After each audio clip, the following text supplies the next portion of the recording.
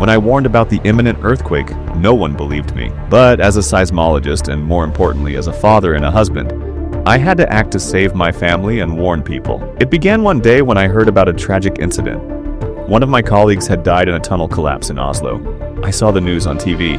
When I dug into his old reports, which I already had, I found signs that the collapse might have been caused by seismic activity. Determined to investigate further, I traveled to Oslo. There, I visited my colleague's home and met his daughter. With her permission, I began studying his research and notes. Together, we decided to inspect the tunnel. We discovered that the collapse wasn't due to poor construction, but to tremors from an earthquake.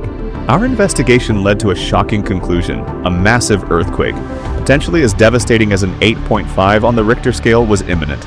I warned the authorities, but they dismissed my claims as paranoia.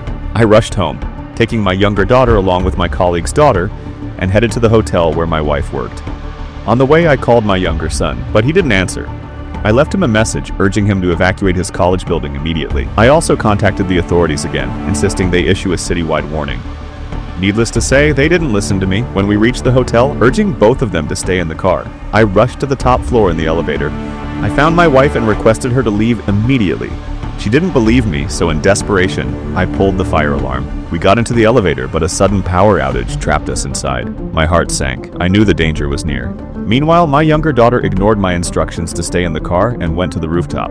My colleague's daughter followed to find her.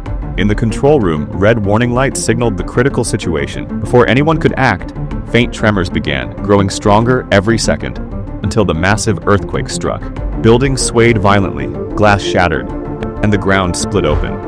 Explosions erupted, structures collapsed, debris rained down, and chaos engulfed the streets as people scrambled for safety. What happens next will leave you clinging to the edge of your seat. Follow for the next part.